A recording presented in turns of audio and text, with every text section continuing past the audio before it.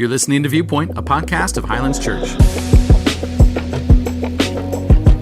Hey everyone, Viewpoint is a podcast that looks at issues going on in our culture and discusses them from the Bible's point of view.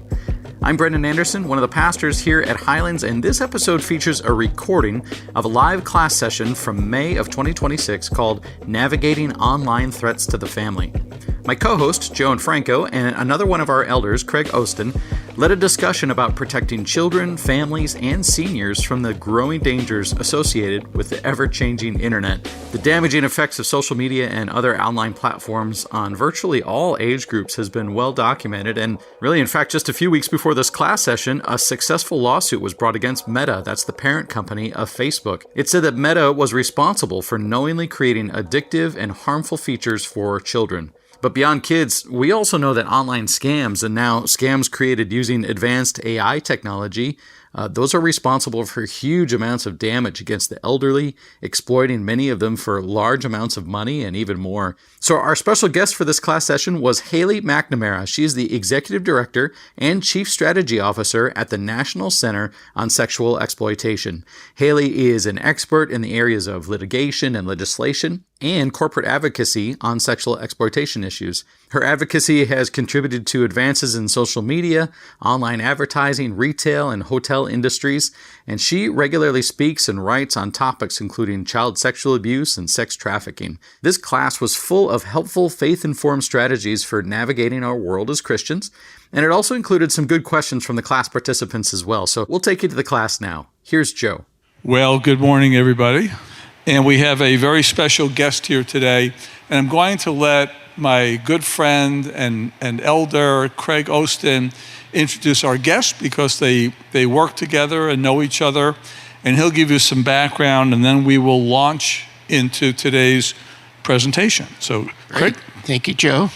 So anyway, it's my pleasure to introduce Haley McNamara to you. Haley is the Executive Director and Chief Strategy Officer at the National Center of Sexual Exploitation. She and I have worked together for the past 6 years. NCOSE was what we call it for short, is based out of Washington, D.C., and we are involved in basically helping to protect children online through legal policy, through media advocacy, and we've developed a brand new parent center with an AI tool to help parents be able to protect their children online, and we'll be talking more about that. Haley is a graduate of Hillsdale College.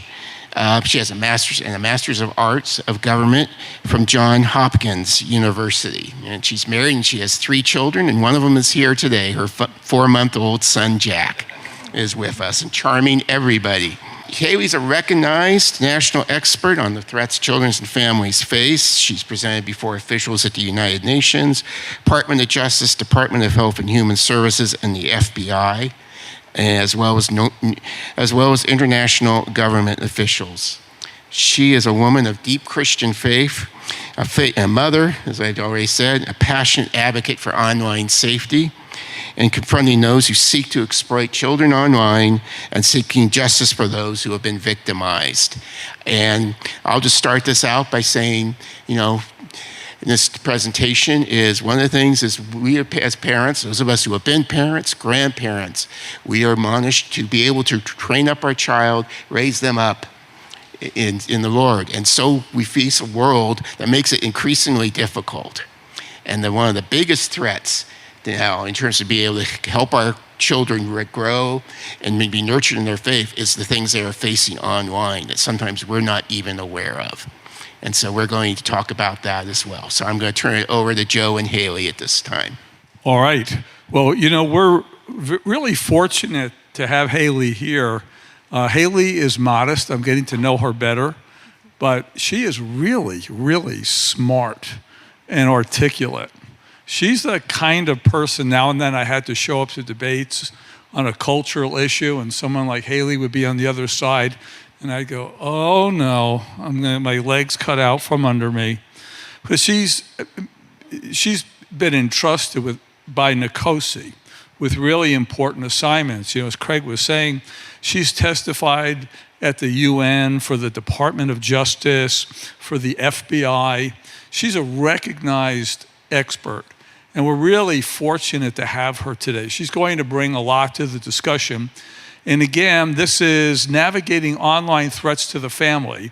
The first part is going to be about protecting children. And the second part is going to be about protecting older persons. How many of you by chance are dealing with an older, either a parent or a relative who is now in that situation needing care? My wife and I are. Anybody else?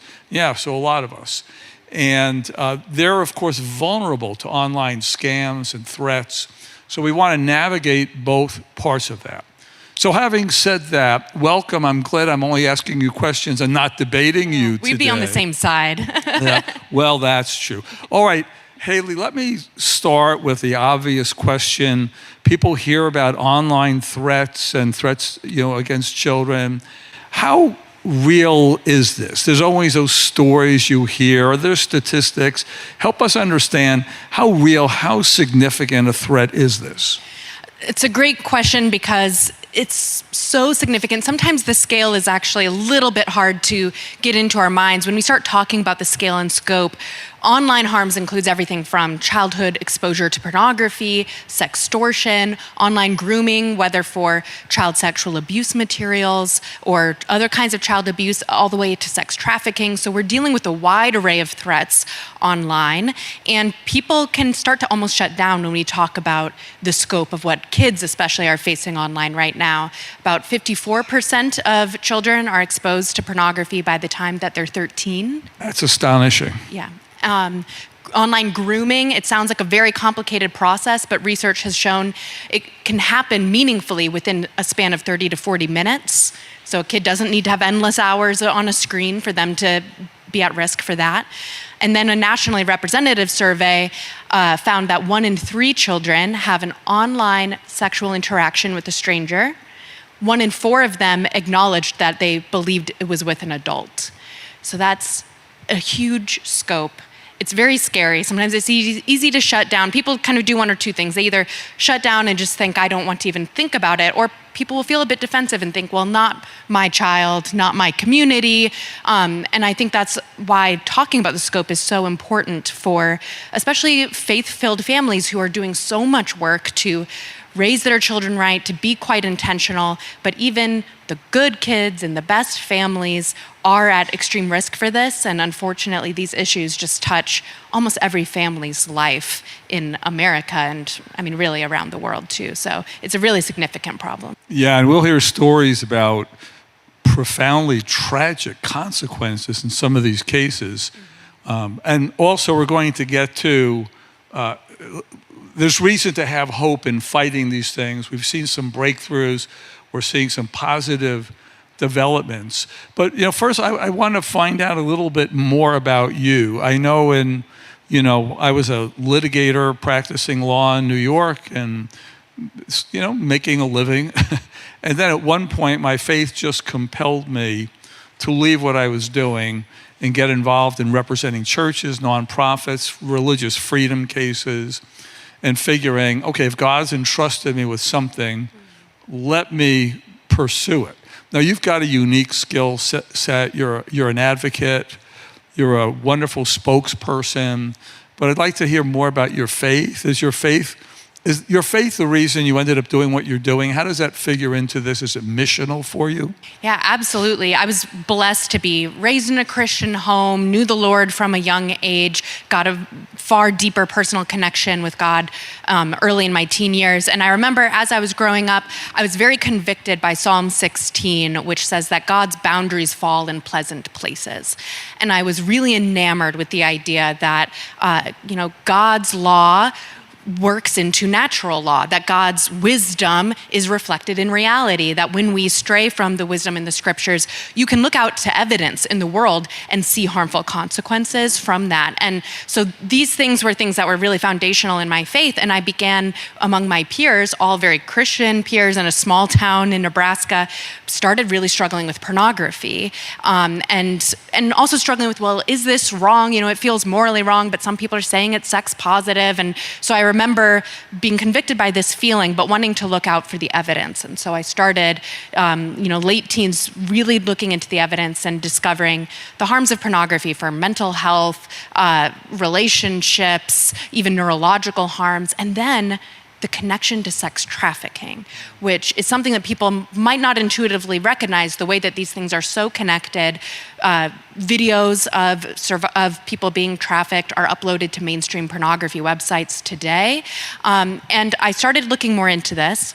And I remember I was on a walk, I was in college at this time, all these things kind of kept gaining momentum in my life.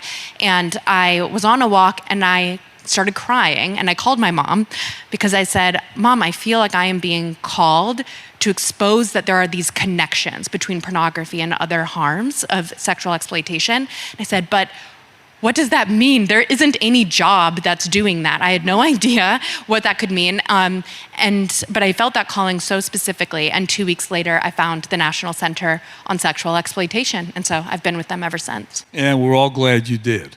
And AI now figures into this, and even now the ability,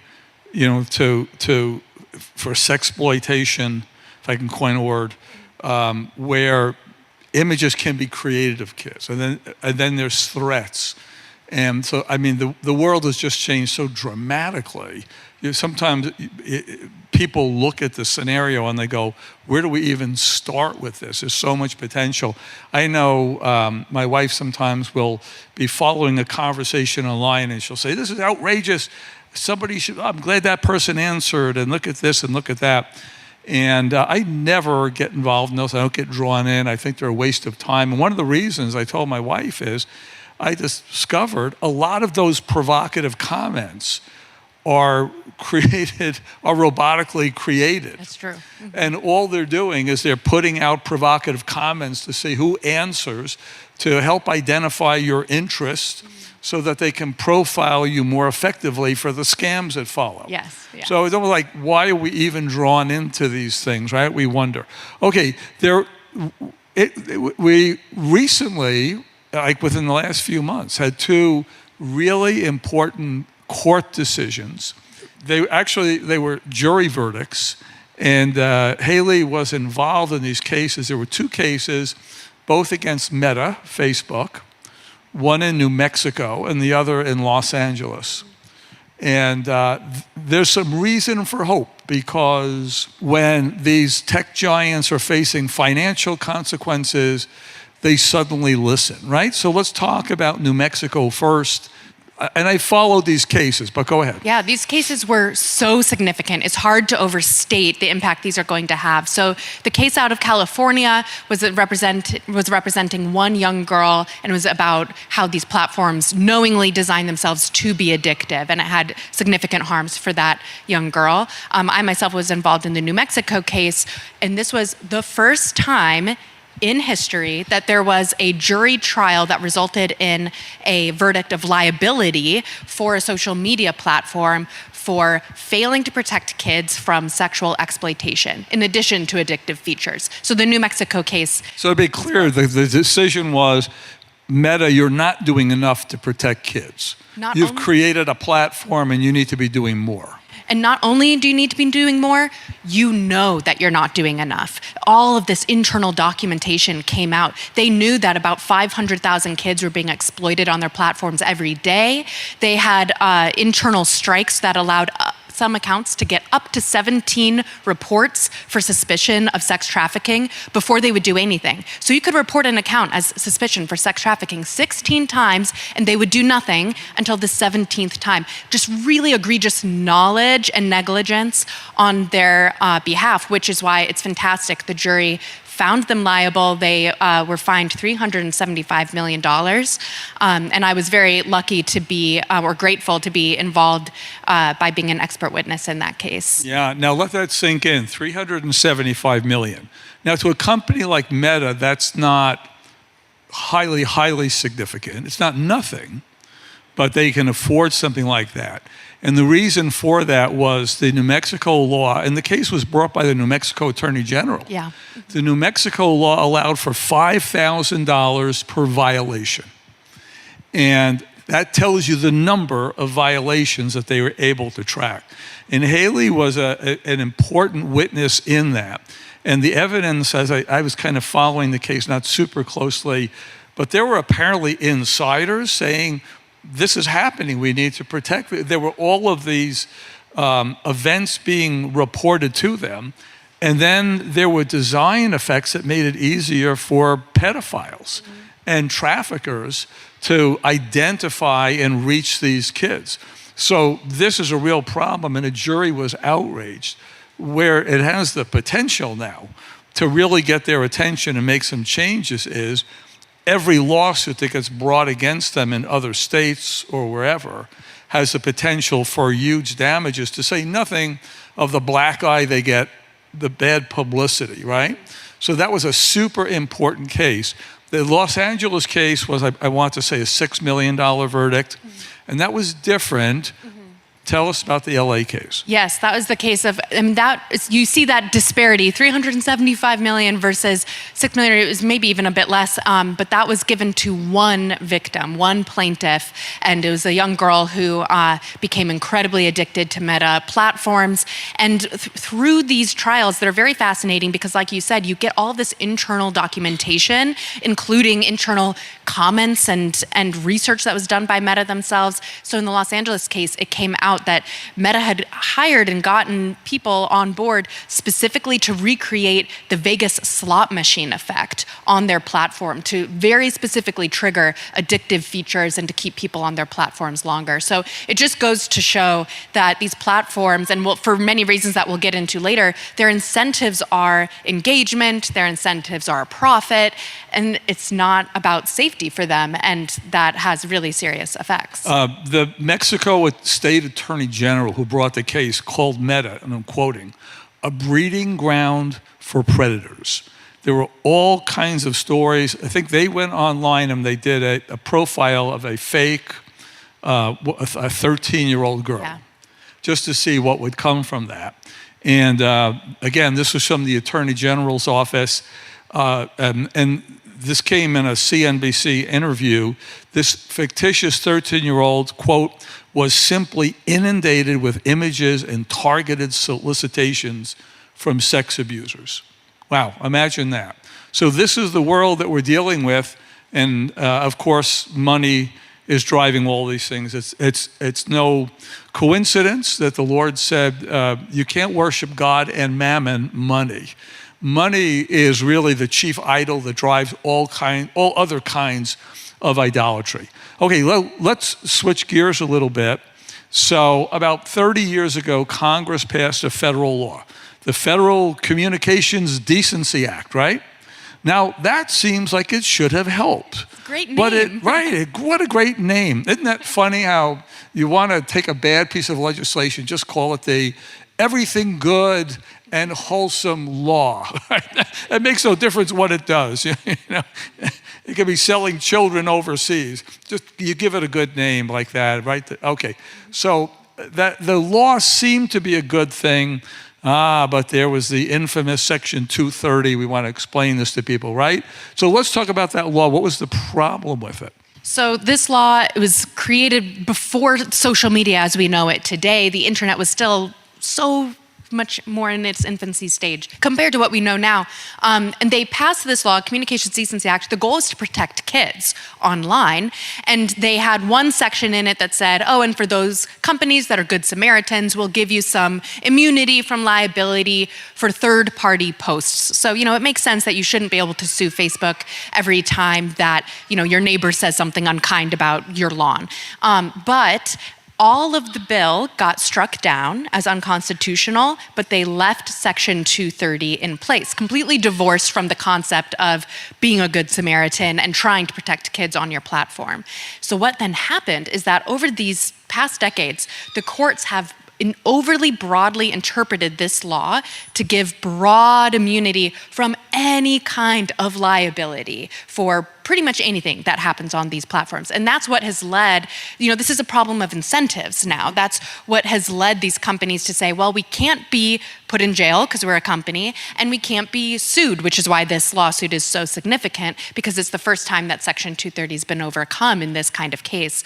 And so their incentive is just to make money, and that's why we have, companies like Meta that have these broad allowances for exploitation, because they don't have to crack down on it. So let me try to explain this Section 230. The idea behind it was something like a Good Samaritan provision. You've all heard the term a Good Samaritan law.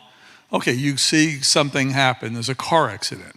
You pull over to help. You go. You try to help somebody and make a call. You do something wrong. We don't want the person who was helped suing the person who pulled over, because what would happen then is no one would ever stop to help. I'm not stopping, I could be sued. So the legislatures around the country have passed these Good Samaritan laws. If you meant well and you were trying to help and there was nothing malicious and you accidentally did something wrong, we think we're better off as a society encouraging people to stop and help so you don't have any liability. That was the idea behind this Section 230. And what Congress was thinking was, okay, you're a social media platform. We want people having conversations. We want information getting out there. And if you're just a neutral host, you just create the platform and people come on it and they post their own content. Well, if you meant well and you didn't, you weren't intending to harm somebody, we're not going to hold you responsible for just being the host. They used analogies like, imagine a park, a public park, anybody can go in with a sign and preach on a soapbox. It's maximum First Amendment protection. I can't sue the city of Scottsdale if somebody on the soapbox takes their sign and clunks me over the head. I have to sue the person. So there's this kind of immunity. So you've been in discussions and debates about this. How do you answer it when people say, because there's some appeal to the argument, hey, if you start prosecuting Meta and X and Twitter and all, they own a bunch of those. I forget which ones they own offhand.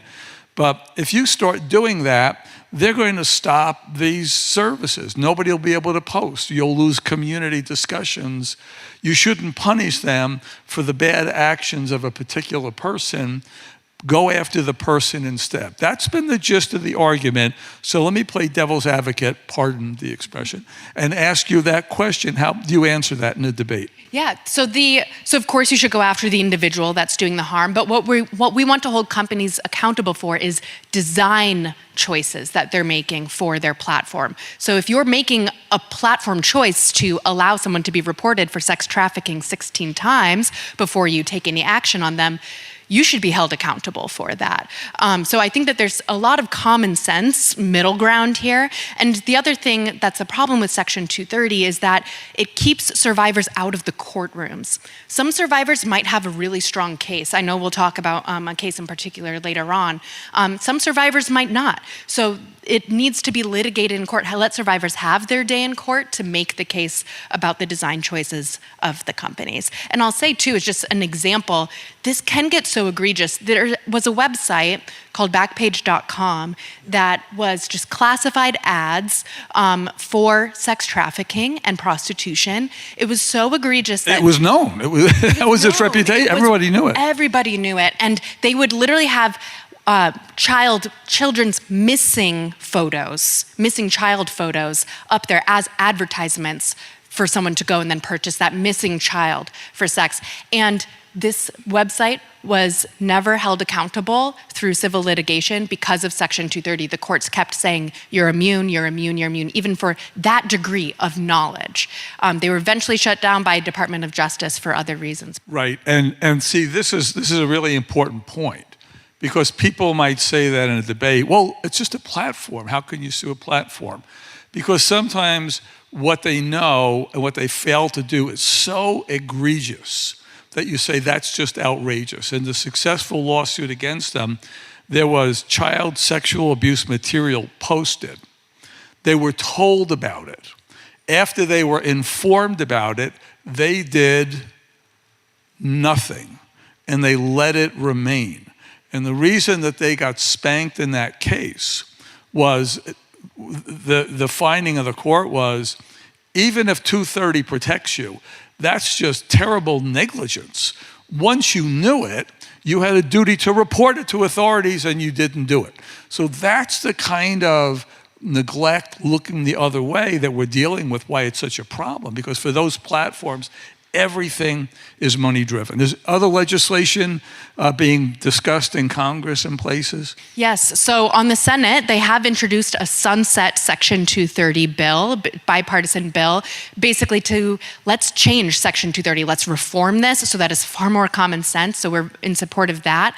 There's the AI Guard Act, which is a bipartisan bill on the Senate, and a House side just got introduced. That's all about protecting children from chatbots that are having sexually abusive conversations with kids. And then there's the Kids Online Safety Act, which is a really powerful piece of legislation that says there should just be a basic duty of care for these platforms to think about safety as before they launch a product. It's pretty common sense. It's a strong baseline. But the good news is there are some really good pieces of legislation coming down the pike that we're supporting. So there's so much hope there. Yeah, I won't go into that at length, but you have information on that on the table. There's some of their literature.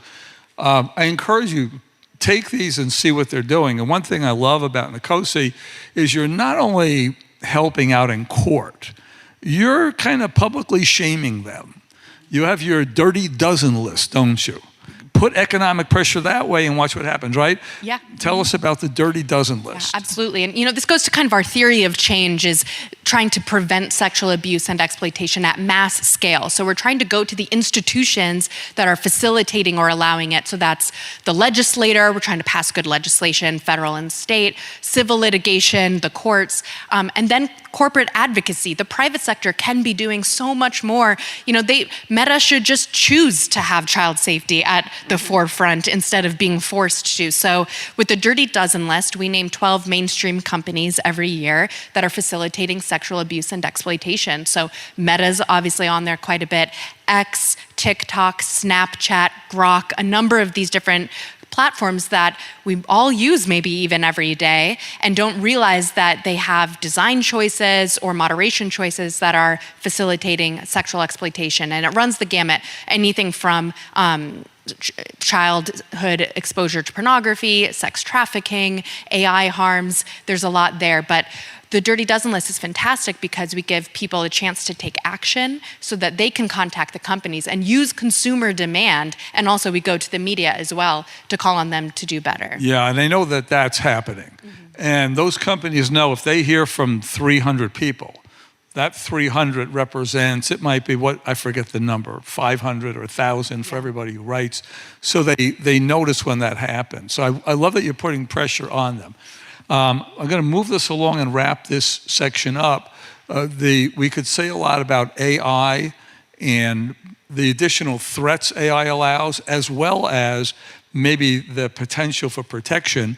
But I could see parents here just thinking, oh my goodness, what do I do? I've got kids. If I say to my son or my daughter, don't go on X any longer, it doesn't work. But there are practical steps. You've come up with a toolkit for parents that's designed to actually help the parent engage to prevent some of these things, right? Yes. Tell us about that. So this is the Parent Center. It's an AI chatbot that is trained on trusted resources, and it's basically just meant to be an interactive and personalized resource for parents who just need help for what they're dealing with that day. Maybe they would love to read a blog every week, but they don't have the time, and they just need to know how to talk to their child about something they saw online or advice on how to get involved in their own community.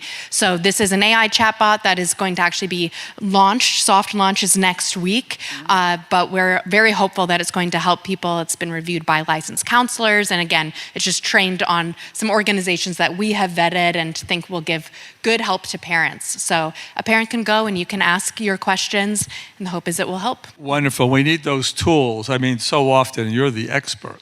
The little bit that I know, and we've had every church has situations that come up that you become aware of.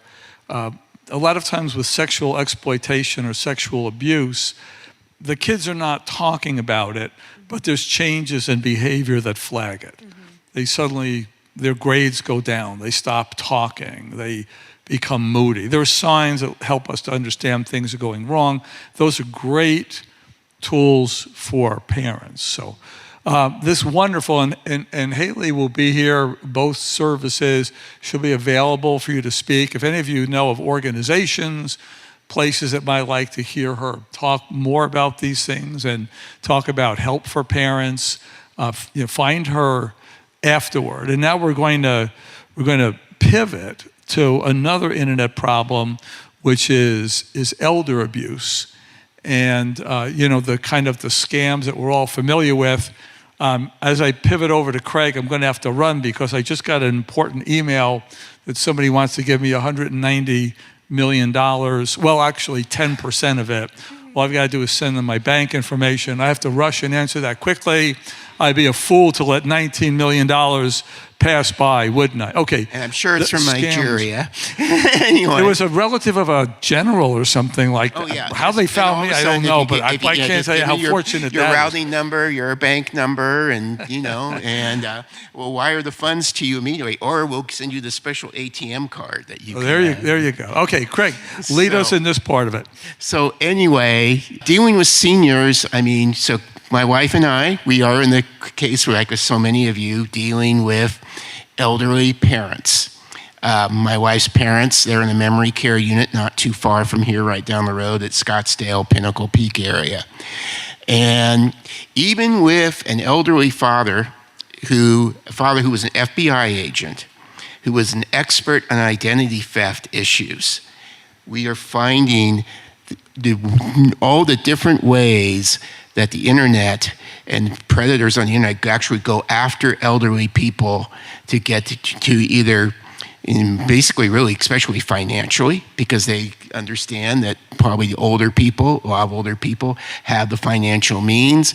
They're not savvy on the internet to be able to recognize the things. And they're using these tools to weaponize going after older individuals. We had one example. My wife has a brother up in the Sacramento area who is special needs. Basically what has happened is her parents, and we started getting phone calls from her brother from an AI tool that had basically recreated his voice. That's saying he was in a panic trying to get hold of mom and dad and needed money.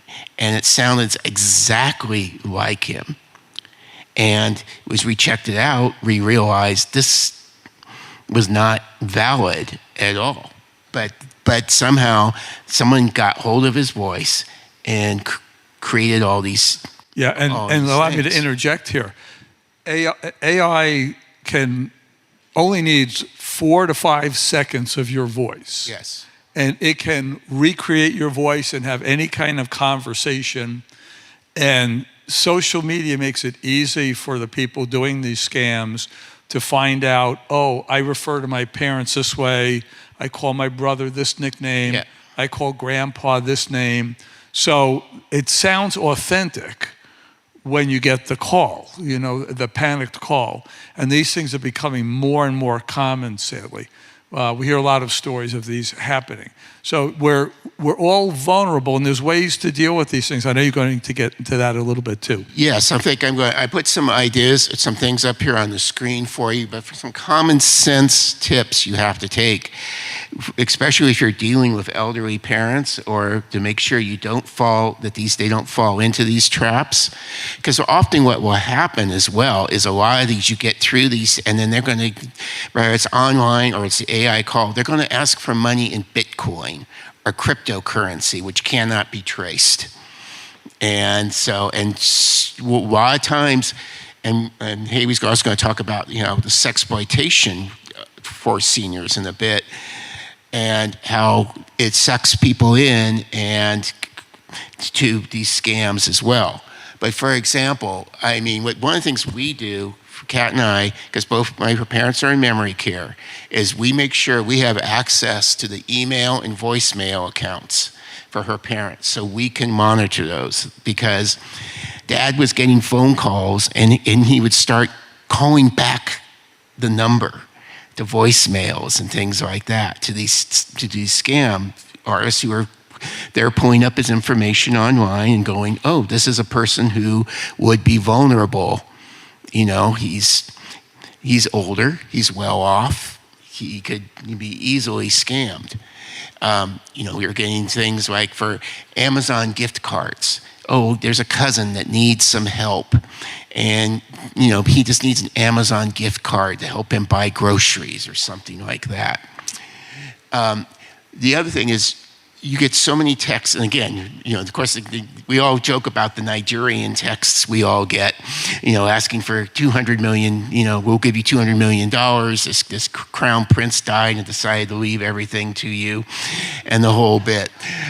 No, they get. I could tell you a really funny story about this. This is quickly. So when I used to work with Dr. Dobson and focus on the family, and this was back before the internet, but then they would send things through regular mail.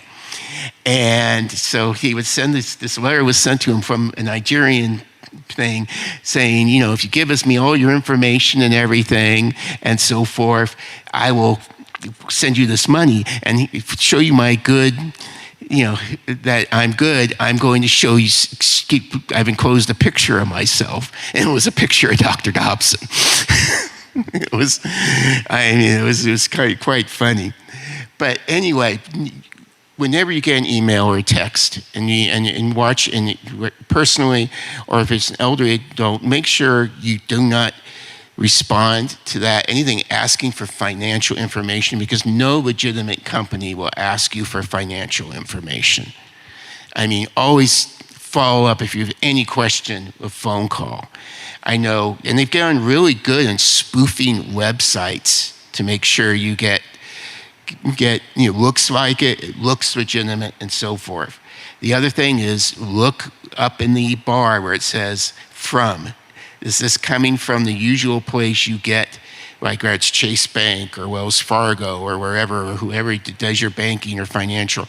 Is this, because sometimes people miss that this is not a legitimate email address up there. Yeah, and sometimes with that, what they'll do is they'll use the real, Yes. They might say the word Chase in it. Yes. But it ends with some other strange ending. Right. And if you're careless, you look and you see the word Chase. So it's very careful. It's very important that you know what your email addresses that your regular banking comes from.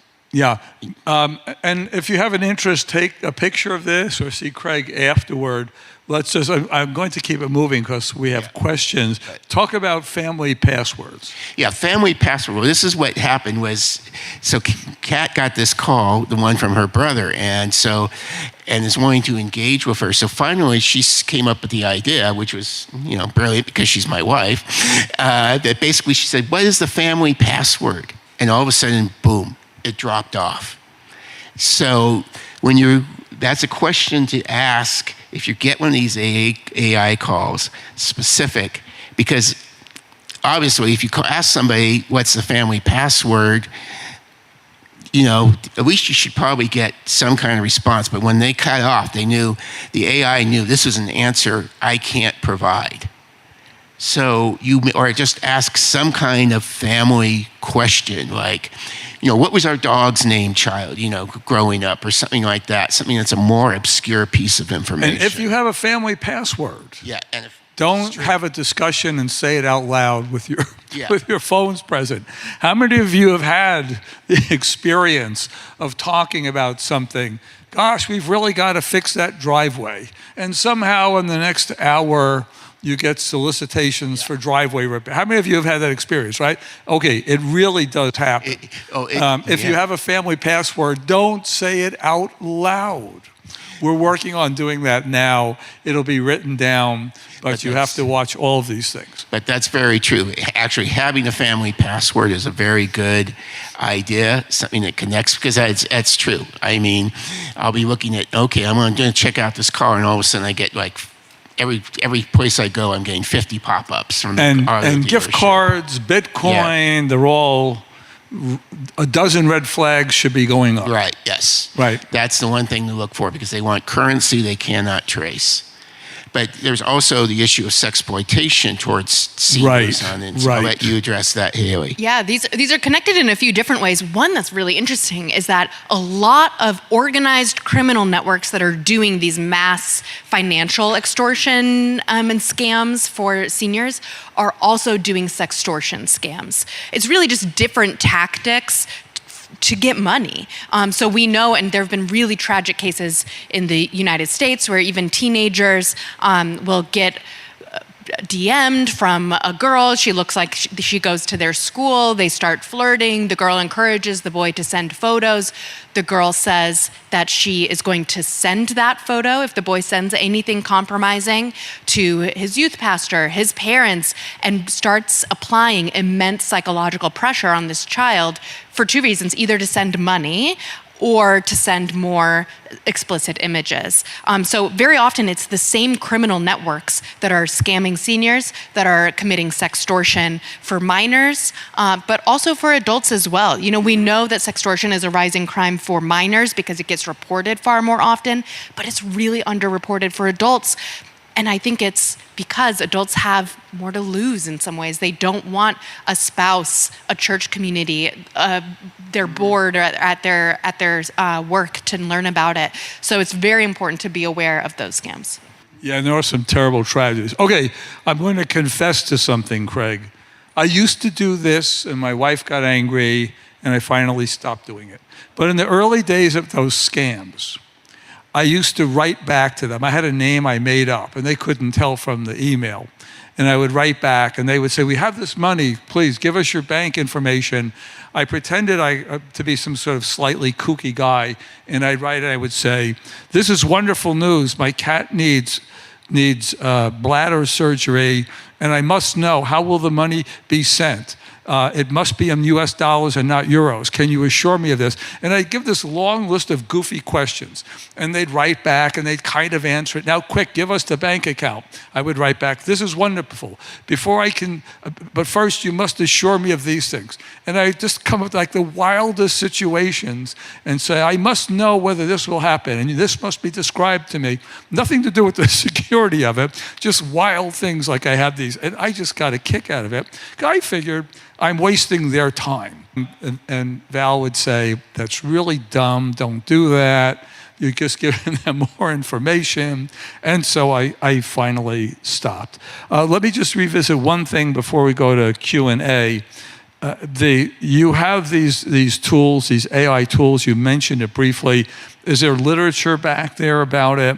And if people are listening to this afterward on a podcast, could you go into a little more detail about how those work, how they get those, where they're going to find those? I think a presentation like this, a lot of us listen and we go, we want that information. We don't want to feel like we're passive, we're stuck, we're going to be easily victimized. What can we do? Yeah, so parentcenter.org as of next week will be live. So you'll be able to go there. We'll have resources, including you can use the chatbot. So just type in, what is your problem? What is your concern? What do you need guidance talking to your child about? And it will give you advice right there. And then to get generally involved, you can go to endsexualexploitation.org. And I would just really encourage everyone, when you stand up and raise your voice against sexual exploitation, it makes a difference. And you can get involved on our website. So take action at dirtydozenlist.com. And every year we have victories. We've had changes at Google, TikTok, Hilton Worldwide, Walmart, the Department of Justice have all changed policies because of this campaign. Just last year we passed a really important bill called the Take It Down Act with bipartisan support. We have civil litigation that we are applying for certification at the Supreme Court on behalf of a survivor who was denied justice after his child sexual abuse material was shared on Twitter. So all of these things are things that you can be involved in. So we just really encourage people to stay in touch with us, and best way to do that. And they can get on your mailing list too. Yes. I'm on their mailing list, and I find their emails very helpful. There's so many little things happening. This was a recent one. Last week, this was back in actually in August of last year. We celebrated Apple extending much-needed safety protections for 13 to 17-year-olds. We fought for this for years, and as research shows, 13 to 17-year-olds often are at high risk for experiencing online harms. You've gone after and are still going after release of information on some of the Epstein stuff with the DOJ. You're an active voice looking to get things out to protect children. So I'd encourage you, if you have an interest in this, get on their mailing list, sign up. All right, let's take last thoughts, summarizing thoughts. Craig, anything before we go to questions? Just thank you all for being here. I mean, it's just, this is an issue that is so vast, but we hear so many parents.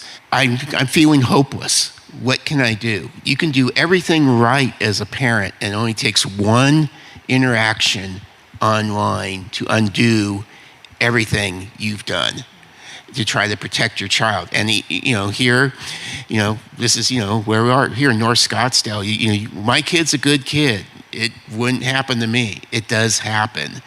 And so that's why we want to be here to help parents, to be walked beside them, to provide the tools and to advocate for parents against these social media platforms, against those who are seeking to do harm to children. All right, Haley, closing thoughts? Resources are available, parentcenter.org. And again, when we stand up to sexual exploitation at any chance that we have, it does create a tidal wave of effect. And we are seeing things shifting. We're seeing some of these companies being held accountable in courts. We're seeing new precedents set in the courts. We're hopefully going to the Supreme Court. And I've met with 2 companies that were named to the Dirty Dozen list within the last 2 weeks because they're hearing from people that they're concerned about these issues and they want to make changes. So there are more victories that are on the horizon. So when you speak up, it does make a difference. I would just make one addition. I mean, it's very much, we're dealing against, when you talk about Meta and all these organizations, we're dealing with Goliaths. And it's amazing the victories we've been able to get as kind of a David,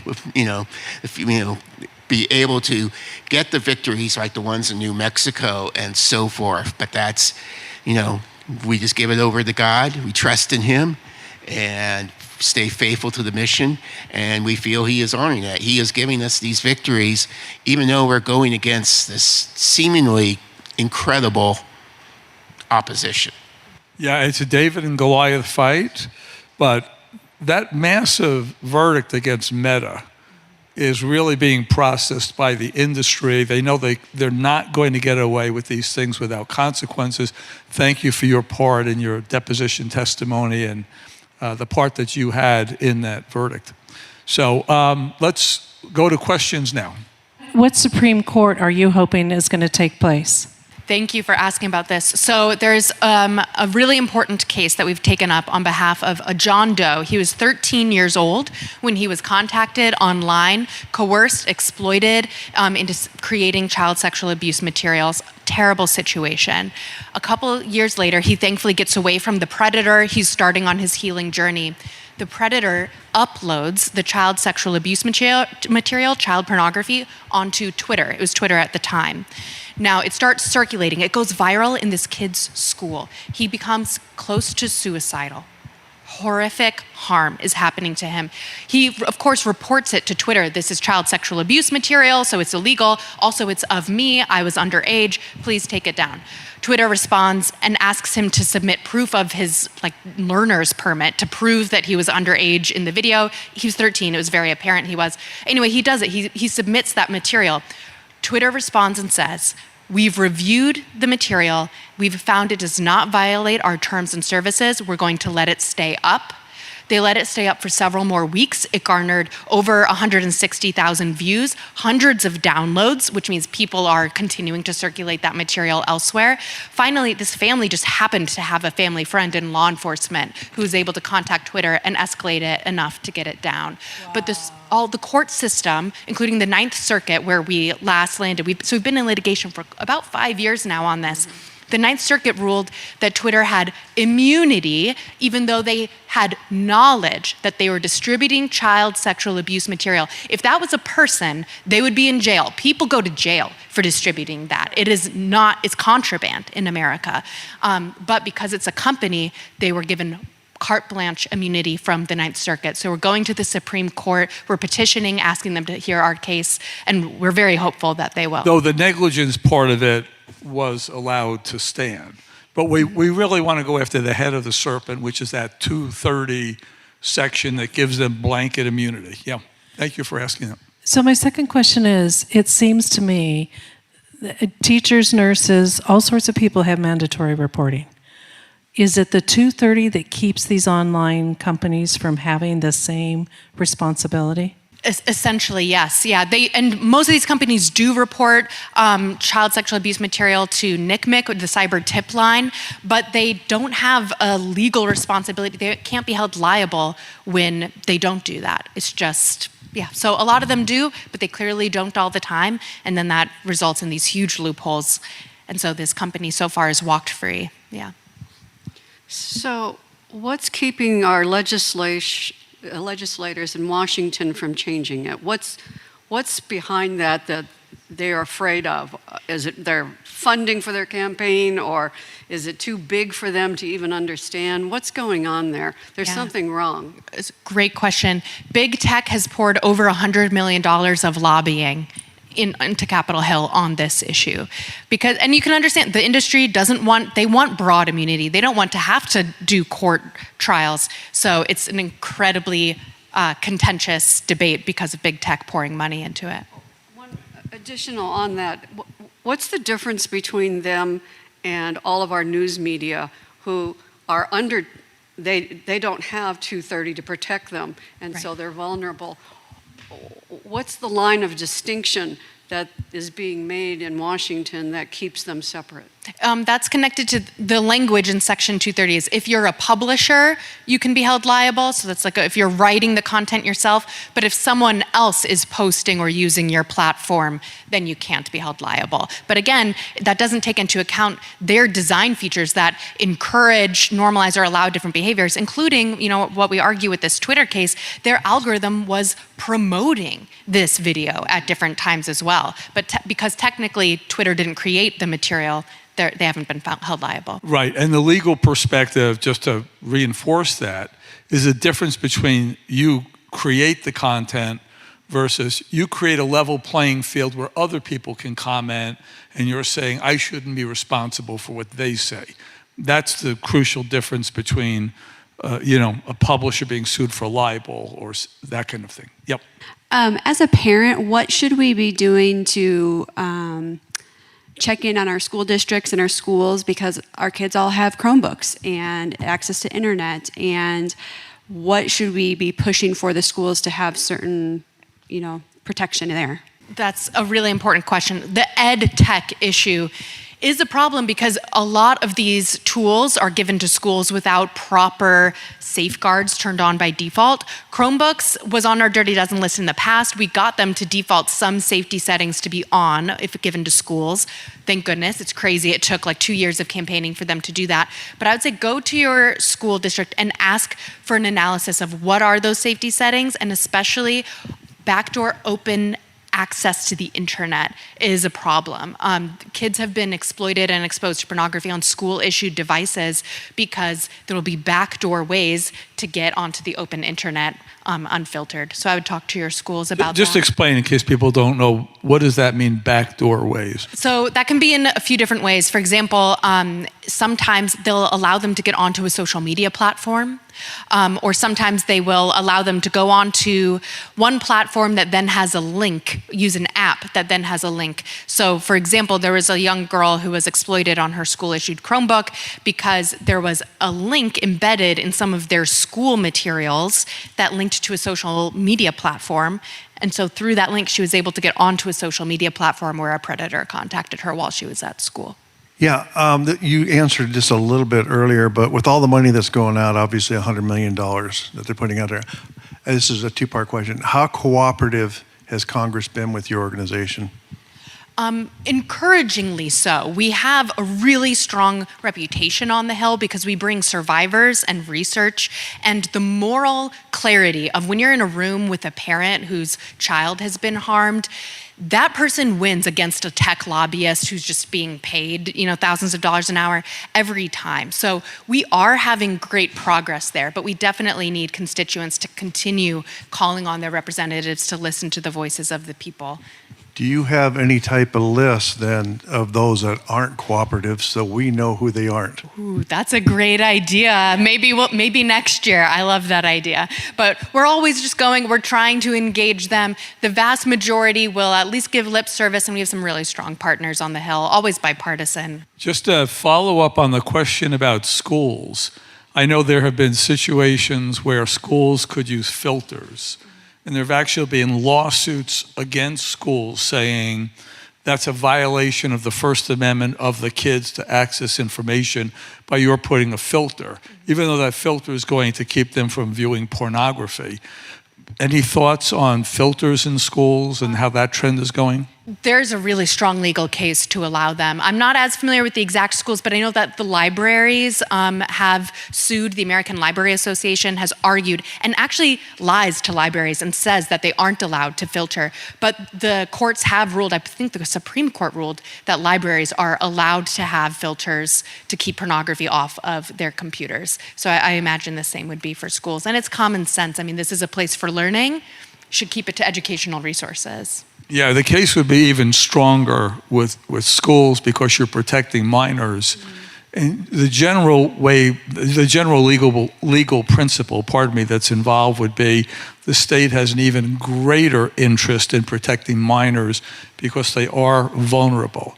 So you're right, filters could be used. Yeah. And it would be great to see a campaign for that as well in schools. Yeah, absolutely. And talk to your own schools. If they aren't filtering, they should. Okay, we have one more question here.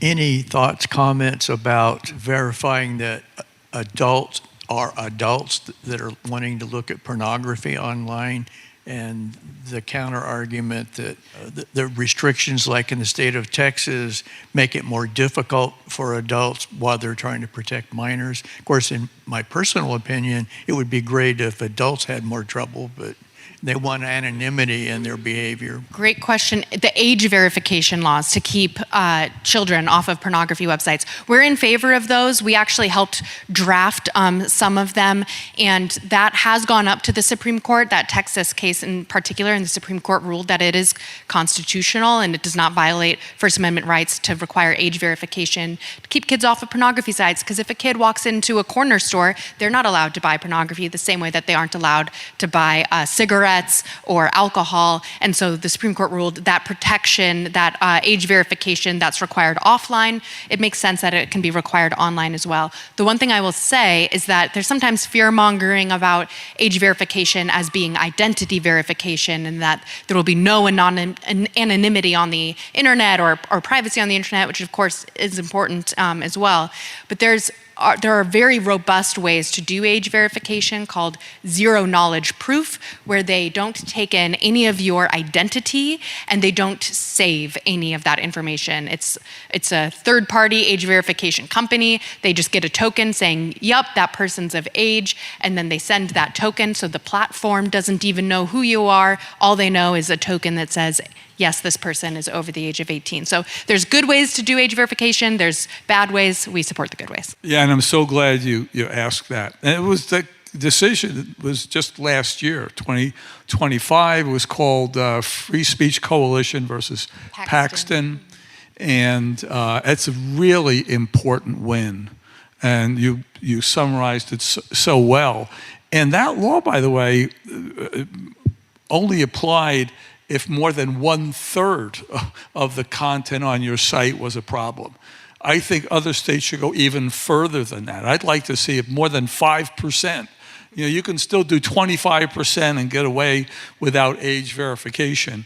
So that to me is just a common sense one. It was a great Supreme Court win. And you all, I know, were part of that and are advocating for those changes. So, well, it's been great to have you here. think of you as a champion and a hero, and I love that you're doing what you're doing, that your faith is so big a part of it, and it makes me feel really good to know that you and others like you are fighting. You're using the God-given talents and skills that you have to protect children against these types of exploitation. And more than that, you are making a difference. You're having real impact. So on behalf of everyone here and our families and everyone at the church, I want to thank you again. And let's all thank Haley for her presentation. Thank you all so much. Well, thanks for joining us for this episode of Viewpoint. If this content was helpful for you, please consider sharing it with others by email or social or however you like to point people to interesting content. And if you're not already, be sure to subscribe to Viewpoint on your favorite podcast app as we work to equip the church to follow Jesus, encountering our culture with grace and truth, and just trying to live on mission to be witnesses for Christ here, near, and far. We look forward to having you with us for our next conversation.